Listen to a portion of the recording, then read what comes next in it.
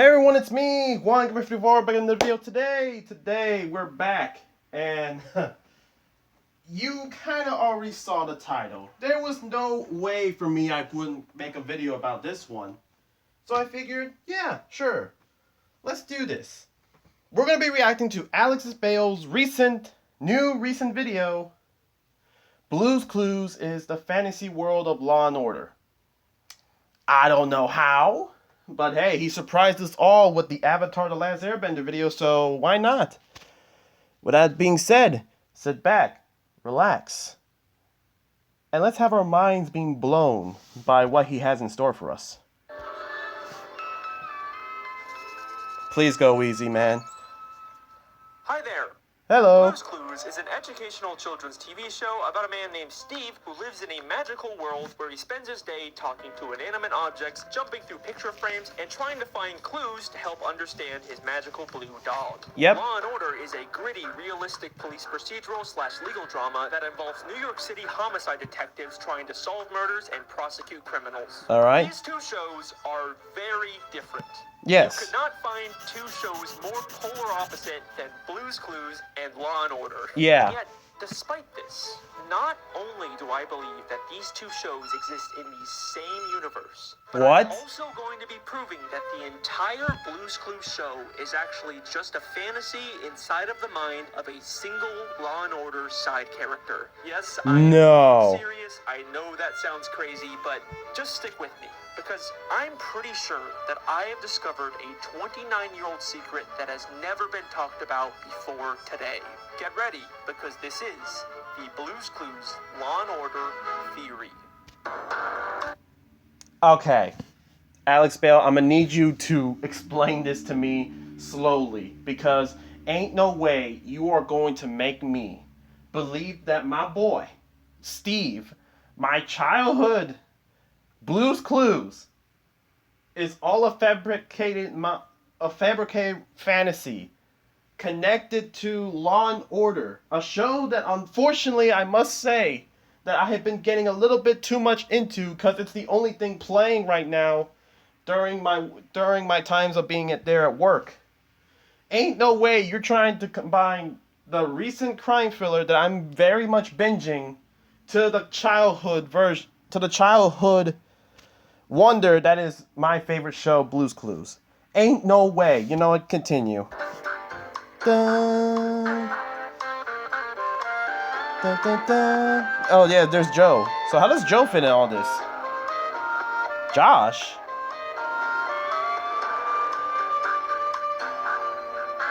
I have no idea who Josh is. Or I think I've never seen him before.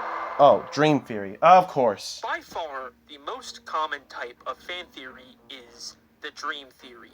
The idea that everything happening in a story is actually of course it has to be dream theory. Character's head, whether they're stuck in a coma, or they're dreaming, or hallucinating, or they're actually dead. Pretty much every piece of media has some kind of dream theory. And it's sort of the lazy, low-hanging fruit of fan theories. Yeah. You can just apply it to literally anything, and usually there's never actually any evidence besides, whoa, this show is so crazy and unrealistic. That must mean it's a dream. Ah! And surprisingly, the show that seems to have the most of these types of fan theories is Blue's Clues. It makes sense. You got Steve is actually schizophrenic, Steve is actually in a mental asylum, Steve is actually a drug addict, Steve is actually in prison, Steve is actually a murderer who killed his parents. Oh my god. What? And I made a parody of these theories back in 2017. So yeah, it's a pretty basic, normal kid show. Steve, a 30-year-old schizophrenic who killed his parents, pretends to be a kid. You know, that was before I dedicated my life to making fan theories about kid shows. I understand the appeal of these types of theories. It's fun to before take you something innocent fell from into your SpongeBob childhood and give it a dark, edgy plot twist. That's kind of literally my job right now. Pretty much. Why are there so many of these theories about specifically Blue's Clues? Well, I think it's because everything about this show has always felt fake. Steve is the only real person in this Don't ever world. say that He it's looks fake. like a young Alright, adult, I'll but he fight acts you on like that. a I'm not child, really too, and but he come lives on. alone in a house where he spends his day jumping into picture frames or talking to unseen voices or inanimate objects. It just kind of sounds like I'm describing someone who is experiencing some kind of false reality. Yeah, I mean, I don't think, and as much as I'm trying to remember, I don't think the only people that I think, the only other alive people, like human characters, was Joe. I think that was his brother before Steve, like, went away. It still hurt my heart seeing that, but so, like, how does that explain Joe? Even the way Steve moves around is strange. He never actually leaves the room. He just kind of pretends to walk in place while this fantasy world moves around him. Yeah. Like, obviously that was more of a filming limitation, but it still adds yeah. to this feeling of fakeness. But other than these surface level weird vibes the show gives off, there's never actually been any strong evidence to prove one of these theories. And believe me, I and others have looked. It has been 28 years since this show first came out. You know, you'd think if there was actually some kind of smoking gun here, we would have found it by now. Yeah. But what if that's because My boy Steve is innocent. we've all been looking in the wrong place? What? So, the other day, I stumbled upon an interesting piece of Blue's Clues trivia. A year after Steve Burns filmed the Blue's Clues pilot, he had a small role in an episode of Law and Order. What? And I thought the idea of seeing Steve from Blue's Clues in a gritty, realistic cop show was kind of funny, so I decided to track down the 1995 episode titled Cruel and Unusual. Dang, Just a heads up, 1995. This episode deals with some pretty serious subject matter, so please proceed with caution. Oh no, please. Don't beat this video. Don't. Oh, come on, man. You mean to tell me that. Oh, yeah, YouTube is gonna strike it down. God dang it. Alright, let's just pray and hope that this video goes ahead. Let's just pray and hope. In this episode, Steve Burns plays a kid with autism named Kevin Jeffries. Good morning, how are you? Great. What time is it? 10:15. No, it's 10:18. We learn that Kevin has trouble communicating with others and often harms himself. So his parents send him to live in a children's behavioral clinic. Just Yeah. what was the behavioral clinic doing for him? When Kevin was 10, he started to hurt himself. We didn't know what to do. We couldn't keep Kevin here. We had to send him away. We later find out that the doctors at this clinic were horribly mistreating him by giving him intense electroshock therapy and forcing him to wear a sensory deprivation helmet for days. Great. Kept Kathy in this helmet for 3 straight days. This helmet cut off the blood supply to our daughter's brain. The episode starts with Kevin after he's escaped from the facility. Yeah. Tragically, he gets arrested and later succumbs to the injuries sustained from his abuse and dies. I think the kid's dead. And the rest of the episode follows the detectives investigating his death. So yeah, this is a very sad and serious episode, and it deals with some real systemic issues that are still a problem today. And like I was saying, Yeah. Law and Order. Ah, dang it. Don't make it seem that Law and Order is going to be the one that's going to take this video down. Come on, man.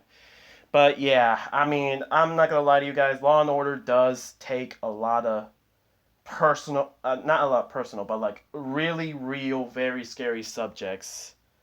And I'm not gonna lie, as I'm watching Law and Order at work, I tend to,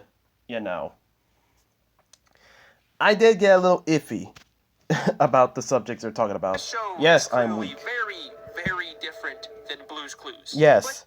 But what I find interesting about this is that for years, people have been trying to prove that Steve is actually in prison or a mental facility, and now we have this piece of media where we see Steve's actor in that exact position, and as far as I'm aware, no one's ever really talked about this. I mean, sure, Kevin's not schizophrenic, he has autism, but Yeah. seeing as how he was being abused and put into sensory deprivation for days where And he couldn't dead. hear or see anything, you can kind of imagine that anyone in that position might try to escape to some kind of fantasy inside of their head. So yeah, I thought this was an interesting coincidence, But at the end of the day, that's kind of all it was. A coincidence. Obviously, just because the same actor shows up in two different shows doesn't mean they're actually connected. But then I took a closer look at this episode, and I started to notice more and more weird similarities between Kevin and Steve. No. Kevin At Jeffries. first, it Okay. just started with some little things. We are told by Kevin's parents that he was learning to draw. Yeah. Thanks to him, Kevin was learning to draw. And in every episode of Blue's Clues, Steve draws in his handy-dandy notebook. Our handy dandy Notebook! notebook. Let's draw a rectangle, and there, cheese. Okay, but I love cheese. lots of kids like to draw. But Yeah. we are also told that when Kevin harmed himself, he was strapped to a chair. We put them in a chair, and then we hold them there using soft cuffs. And in every No. episode of Blue's Clues, Steve spends a lot of time in his thinking chair. We're ready to sit in our Thinking chair. Not the thinking Now that chair. we're Come in on, I the wanted to thinking sit on chair, that. Let's think. And then, when Kevin escaped the facility, he kept asking people what time it was. What time is it? 10:15. What time? How you doing today, huh? What time? Now, it is common for some people with autism to rely on specific schedules or routines. Yeah. But what time it is also really important in Blue's Clues. What time is it? What time is it now? Steve has a cleanup time, We just had cleanup time. a nap time. It's Blue's nap time. Now it's time for so long. There's a talking clock. And most of No, all, not my every boy day, Clock. Steve And has mail time too? mail time. Mail time. Nah, don't do this to me. My childhood's on the So, yeah, line. There's some weird similarities here, but nothing actually concrete. I didn't really start to take any of this seriously until I realized. After Kevin escaped, we are told that he went to a movie theater. And guess Yeah. what he did in the theater? The movie started at 10. He was out of here by 10 after 10. Got out of his seat, walked into the screen. Kevin got out of his seat and tried to walk into the screen. No. Exactly like Steve Bluska We doing can do- we into can a do. picture. We can do. Got out of his seat, walked into the screen. This kind of feels like more than a coincidence. So this is when I first started to consider, is it really possible that Kevin Jeffries from Law & Order is the real Steve and Blue's Clues is all a fantasy he created to escape his abusive reality? Okay, I know No. you're not convinced yet, and to be honest, neither was I. Listen, Alex. This is convincing, but forgive me for coping the entire video. I'm out here coping because ain't no way you gonna tell me that everything I know in my life was a lie. Not my boy We are Steve. just getting started. Kevin's behavioral clinic is in New York City, and the one-time characters actually leave the Blue's Clues fantasy world and go to the real world, they end up in New York. Blue's Clues in New York City? This is epic! Also, in the very I don't know first who episode you of is. Blue's Clues, we can see a newspaper from the New York Times inside of Steve's house. Yeah. Strongly implying that's actually where he lives. We can also see objects from Blue's Clues in Kevin's life. In Kevin's parents' house, we see a very large salt and pepper shaker, just like Mr. Salt and Mrs. Pepper. Aw. Mrs. Pepper? Hello, Steve. Hello, Steve. And in the clinic, we can see a red bucket, just like Steve's friend, Bale. Hello, Pale. Hi, Steve. Also, when Steve left the show to go to college, he left on a blue bus. Yeah. No. And when Kevin escaped the clinic, in his pocket, he had a schedule for the Greyhound, There you go. Track schedule, Greyhound schedules. which is also a blue bus. Alright, those are some more interesting connections, but No. you're probably still not completely sold yet. I'm right? coping here. Well, check this out. When Steve eventually left the show to go to college, he was replaced by his younger brother Joe, Oh, hi. It's me, Steve's brother Joe. and later, Joe got replaced by their cousin Josh. Hi. Oh. It's me, Josh. And not only does Kevin also have a younger brother, but at the clinic, there is a nurse named Joe What's your name? Joe Garvey. Joe Garvey, you're under arrest for assault. and an occupational therapist named Josh. Take a look at the amended No. Josh Bingham was dropped. I think that Kevin is taking aspects from his real life, like the objects or the names of the people working at the clinic, and applying them to his fantasy. Also, this one is less impressive, but the name Kevin is also the name of the Blue's Clues UK host. Hello out there. What? It's me, Kevin. Also, check this out. Kevin's behavioral clinic has the same initials as Blue's Clues. Huh? That one's also not that impressive, I know. No! No, I refuse this to happen. No, I will not allow this to happen. You're about to make me cope in real life, and I am. Wait. If this theory is true, and all of this is just inside of Kevin's head, then why does the main character of his fantasy keep changing? Hi, come on in. Hi, come on in. Hi, come on in. Well, Yeah, that you kind of already explained that, Kevin, that one, right, the one you're seeing in front of you right now, he died in the end of the episode, and the whole episode after that is exploring his, getting justice, avenge him. But if he's dead, then why is Blue's Clues still going? Again, I'm hoping this theory is wrong. Yes, I'm sorry, Alex Bale. I have to defend my childhood. I'm lock and loaded, but if all this is convincing, then why are we getting two new different characters like Joe and Josh? It doesn't make sense. If Steve is gone, then technically his fantasy world should be gone too. Or are we now going to death theory? at first I thought maybe Joe and Josh could actually just be from two different kids who took Kevin's spot in the clinic after he died. But the clinic gets shut down at the end of the episode. You made them close the clinic. So they would all have to be from Kevin. But why? Well, we're told that Kevin has tried to escape from the clinic before. Well, we called the police this morning as soon as the clinic told us that Kevin ran away. He's done this before. So, what if every time a host leaves Blue's Clues, it's actually Kevin trying to escape the clinic, and when he's inevitably put back inside, He's done this before. his fantasy resets with a new Blue's Clues host. Hi, come on in. Hi, come on in. Hi, come on in. Okay, so there is a surprising Yeah. amount of connections here. You can't deny that. I mean, yeah, but it still kind of feels like we're missing something.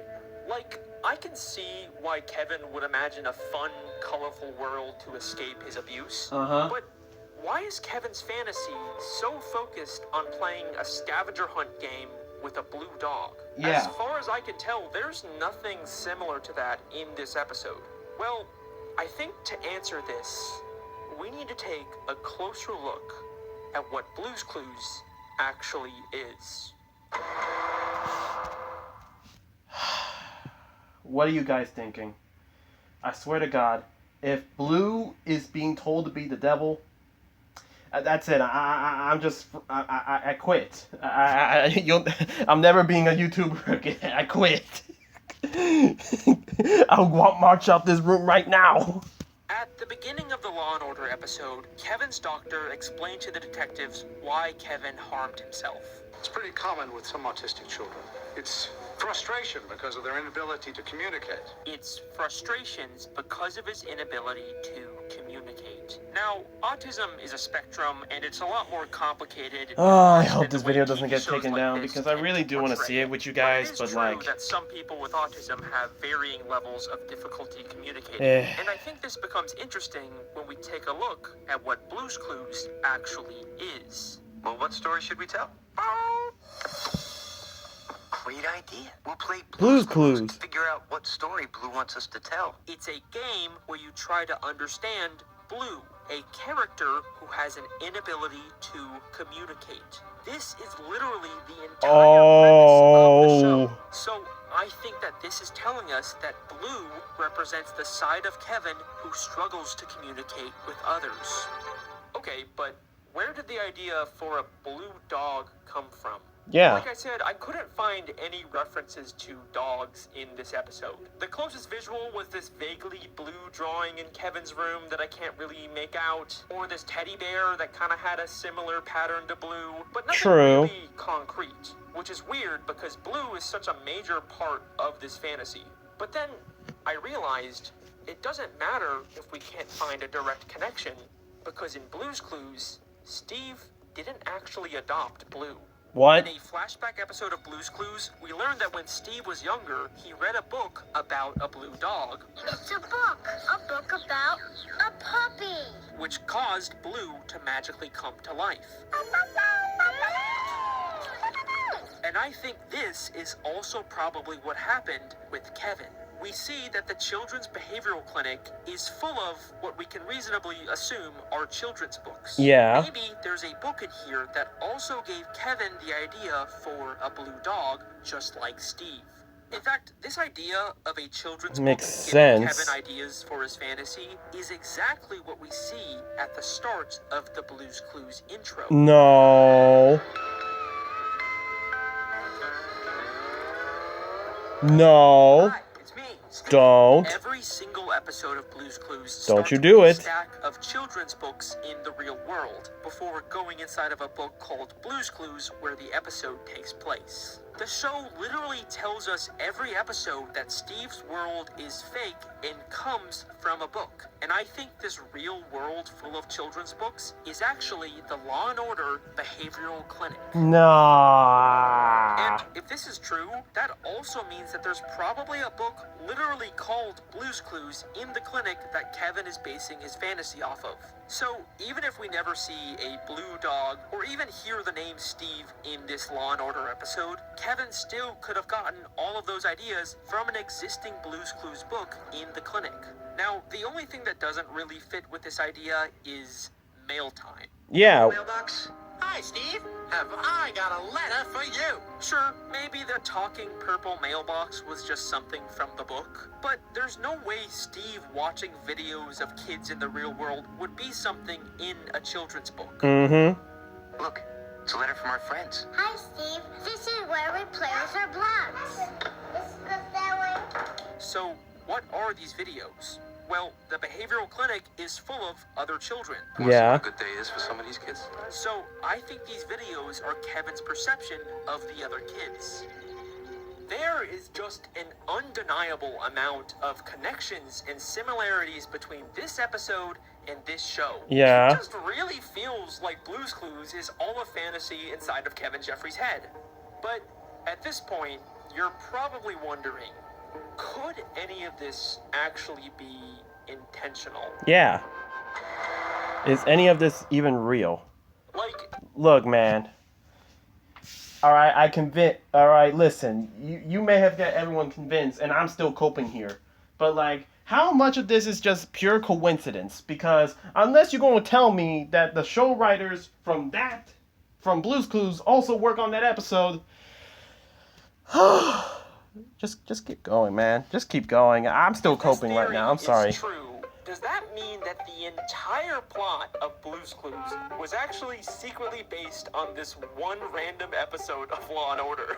I'll admit, From the that seems 1990s, unlikely, no less. Especially since this episode came out a year after the Blue's Clues pilot was filmed. Yeah. I think it's a lot more likely that if this was intentional, then it was probably just the Law and Order creators deciding to secretly connect these two shows on their own. Maybe just because they thought it would be funny. I don't know. Or maybe It better it's be a some joke. weird mixture of both. Because even years after this episode came out, Blue's Clues does still seem to weirdly line up with it. I honestly don't know. And to be fair, this could all still just be a bunch of weird coincidences, and that's it. Yes. Regardless of the creator's intent, it still works, you know? And it makes talking about Blue's Clues a lot more interesting. And at the end of the day, I think that's kind of the point of all of these edgy Blue's Clues fan theories. Yeah. And this was originally where I planned on ending this video. No. But there was still one lingering question that was No. bothering me. If Blue's Clues Don't you really do it, Steve. is just inside don't you- Kevin Jeffries' head, Don't. I called Alex Bale Steve. I'm sorry. I apologize greatly for that. But I guess this is where you're gonna talk about how is this reality of Blue's Clues still alive if Steve, and I'm doing air quotes, is dead. We saw the episode.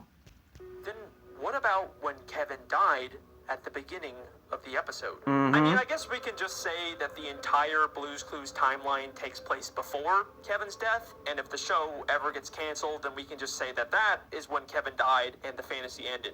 But let's be honest, they're not what gonna if I cancel told it. you we've already seen Kevin's death inside of Blue's Clues. What? So, I recently watched the new Blue's Clues movie from 2022 called Blue's Big City Adventure. And not only did I find even more similarities between this movie and the show, but I believe that this movie is showing us the day that Kevin died and the true end of the Blue's Clues timeline. What? No. So, nah, this can't be. You can't do this to Josh, me. the newest host of Blue's Clues, going on a big adventure to audition for a Broadway musical in New York City. Well, we are definitely not in storybook world anymore. It's kind of what you'd expect out of a modern-day Blue's Clues movie. He goes on a journey to the real world and gets lost. There's lots of wacky hijinks. But in the end, he finds his way and gets the part. We want you to be the star of our Broadway show. Yes, of course. Yes. But if you watch this movie with this theory in mind, so many things take on a whole new meaning. The first thing that immediately caught me off guard was the opening song. It's a brand new day. This song is about starting the day, and Josh please don't keeps copyright saying, this video, "Good morning, please. good morning." Don't do it. Don't do it. And literally, the first thing we hear Kevin Jeffries say is "Good morning." So is Donovan. That was just a coincidence. Despite it Okay, clearly maybe not, being but you know what I mean. Also hear this line in Josh's song. This life is just like Don't do it, please. Don't copyright this, please. Don't do it. This life is just like a beautiful dream. Okay. Interesting. And while Josh sings, the other characters keep telling him to wake up. Wake up! Wake up! it's a brand new day. Wait. Right away, this movie feels So it's like different. someone's it's trying to tell him to wake draw up. attention to the fact that this world is just Kevin's fantasy, and it's time for him to leave it. Josh leaves his fantasy world to go to the audition in New York, just like how Kevin escapes the clinic at the start of the episode. Yeah. And just like Kevin, Josh immediately seems very disoriented by the outside world.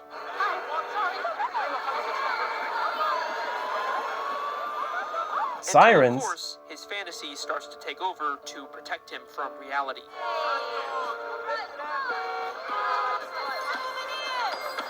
Another one? But My what's man's interesting grooving. about this movie is that for the very first time ever, we get these little glimpses of Blue's Clues from other people's perspectives. Don't you think tomato mustard? Oh?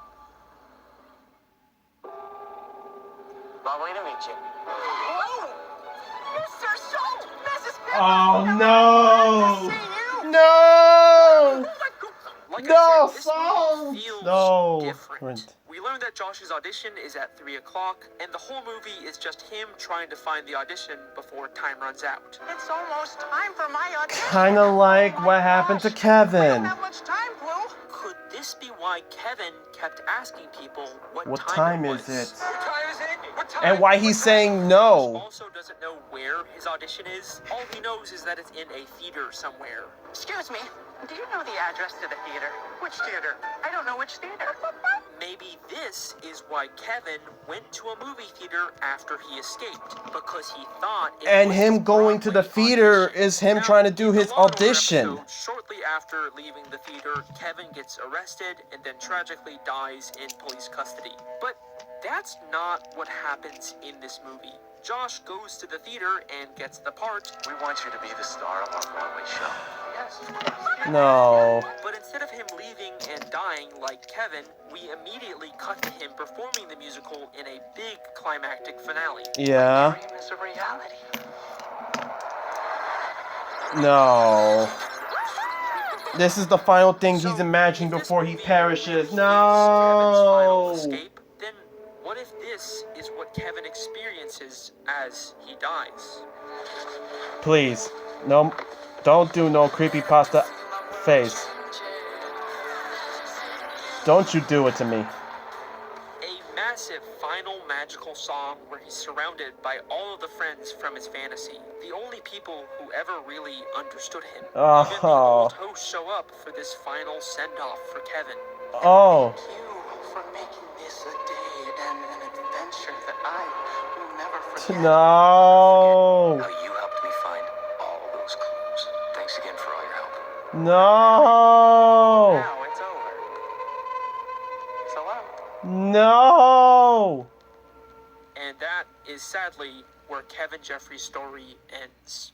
Now, I know this final movie theory maybe doesn't have as much evidence as the rest of my theory, but regardless, I like thinking that maybe Kevin found some peace in his final moments. And yeah, I know that this movie came out 27 years after the episode, so it's probably a stretch to say that they're still connected. Wait, is that fucking B.D. Wong? I'm the director of Rainbow Puppy's Broadway musical. B.D. Wong from Law & Order SVU is the fucking director of this musical? I'm not entirely comfortable labeling the suspect a serial killer. We want you to be the star of our Broadway show. Holy shit! We just figured out Blue's Clues. We just figured out Blue's Clues. We just figured out Blue's God. Clues. Because this is my job. Dang it. This is actually my job. Alright, that is my theory. Thank you so much for watching. Hope I didn't ruin Blue's Clues for you. Hey. Unfortunately, Alex Bale, you kind of did. You hurt my heart, man. You hurt my heart, man, okay? I don't want to talk to you anymore. Thanks for 1 million subscribers. That's really cool. Congratulations. You sent me this big golden rectangle. Congratulations. So I got that now. Also, you know, Steve Burns is kind of active on the internet these days. So if by some chance you happen to see this Mr. Steve Blue's Clues, I'm sure we would all love to hear your thoughts on this theory, even if that's just him calling me crazy. I'm fine. I'll take it. I got more fan theories on the way. Okay, so we're... All right, considering that the High School Musical is unblurred, that means we're getting that one next. The Cars, we're also getting. This one, I must say, that's most likely the French Prince of Bel-Air. I'm not sure about. I'm not sure what these two are. So. Doing a High School Musical one, maybe a Breaking Bad one. Oh. Like people were interested in that. And I've got a bunch of other ideas I'm working on too. So subscribe to catch those. Make sure you hit the bell icon, because... Alright guys, that's going to be the video. So unless, you know, YouTube doesn't take down this video and most likely will never see the light of day, we're just hoping and praying that it comes out. But anyways, that's going to be the video, guys. Thank you guys so much for watching. If we can, leave a like to the video so I know you guys enjoy. Comment down below what you guys think. Honestly, if you guys are going to say that Alex Bale ruined Blue's Clues for you, I perfectly understand. And Alex Bale, all I got to say is that, how could you, sir? How could you? But again, very fascinating. I'll give you a round of applause, because I'm not gonna lie, the fact that it got me coping from the jump makes it seem like that it was very convincing. Very convincing, very much. And cannot wait on how you tackle the others. Keep up the good work, and congratulations with the YouTube play button. And yeah, I'm just gonna sit down and rethink my whole childhood, and I don't think I'll be able to see Blue's Clues in the eyes ever again. So, yeah, this is me. This is Juan Gamer 54 signing off. Catch you all next time.